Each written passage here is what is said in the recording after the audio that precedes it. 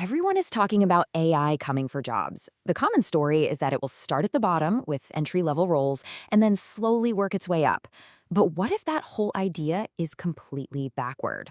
We're going to dig into the data because it suggests that AI's real disruptive power, well, it might be aimed squarely at the very top of the corporate ladder. This quote right here, this absolutely nails the moment we're in. See, this first wave of AI adoption isn't really about how good the tech is. It's about management's perception of what it can do. And that perception is driving this massive, sometimes clumsy, push to automate everything, which is creating this incredible tension inside companies. So, what's the big rush? Well, it boils down to a core principle of business. Executives have a legal duty to their shareholders to make as much money as possible. And that almost always means one thing: cutting costs. Now, with AI being sold as the ultimate cost cutting machine, you could argue they'd be failing at their job if they didn't chase it. It's not a choice anymore, it's a mandate. But here's the catch: a lot of companies are hitting the find out phase of this whole experiment. They're realizing that plugging in AI is way more complicated and expensive than they thought. Turns out, many jobs have these little nuances that AI just can't handle yet.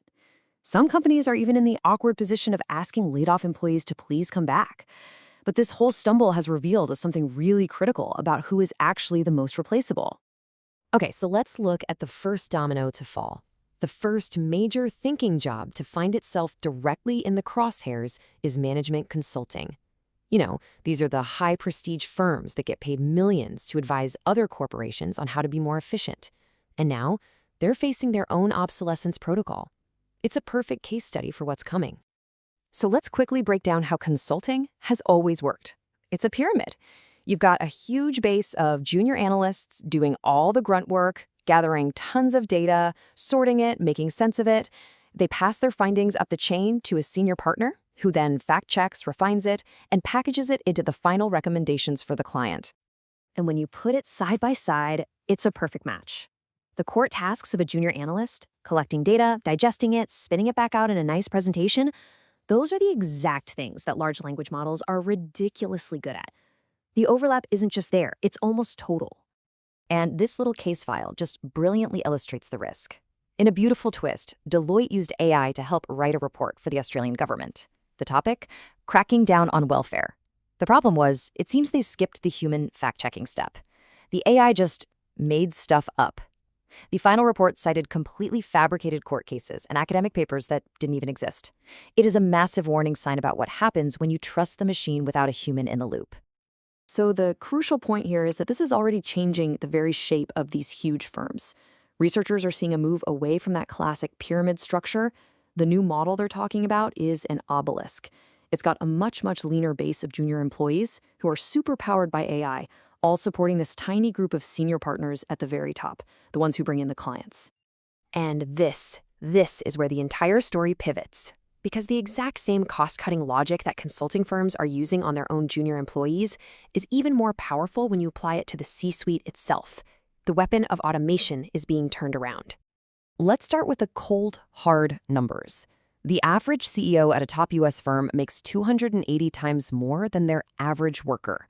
From a purely financial standpoint, replacing one senior executive saves a massive amount of money, way more than replacing dozens or even hundreds of entry-level employees. And then, consider this.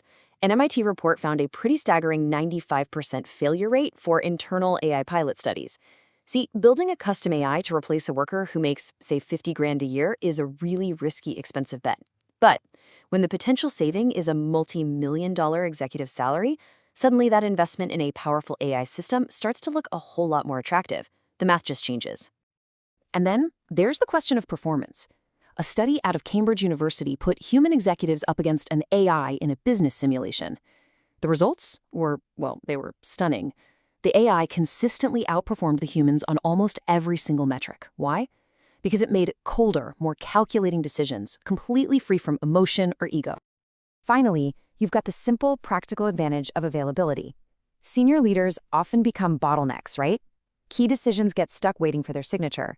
A well-designed AI management system could theoretically handle approvals 24/7, clearing those bottlenecks and giving a smaller human leadership team way more bandwidth. Okay, so if the business case is so strong, Why isn't every boardroom already run by an algorithm? This brings us to the reality check.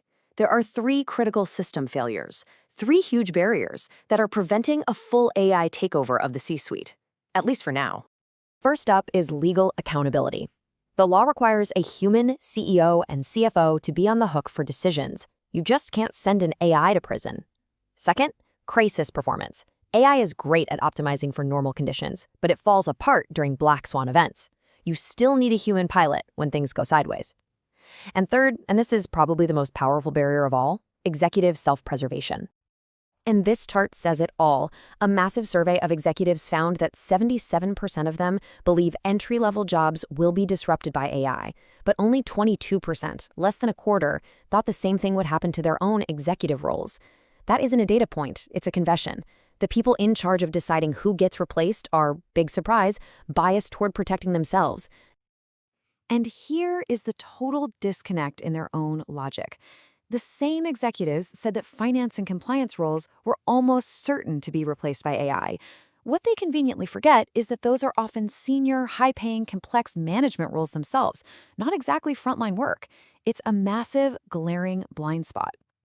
So what does all of this mean? Where are we headed? Well, the most probable outcome isn't some robot CEO sitting in the corner office. It's something far more radical, a fundamental restructuring of the corporation itself, leading to a much flatter, leaner version of what we have today. So here's the new corporate reality we're looking at. Management structures are going to get way leaner. A much smaller team of executives, powered up by AI, will do the work that used to take many more people. This is terrible news for middle managers, because that traditional career ladder is about to lose a whole lot of its rungs. And you can bet that companies will use the term AI implementation as the perfect cover to consolidate roles and pile more work onto fewer people. Which leaves us with one last critical question. If AI becomes good enough to generate and even execute the perfect business strategy, but the law still requires a human being to sign on the dotted line and accept all the liability, what exactly is the new function of a CEO?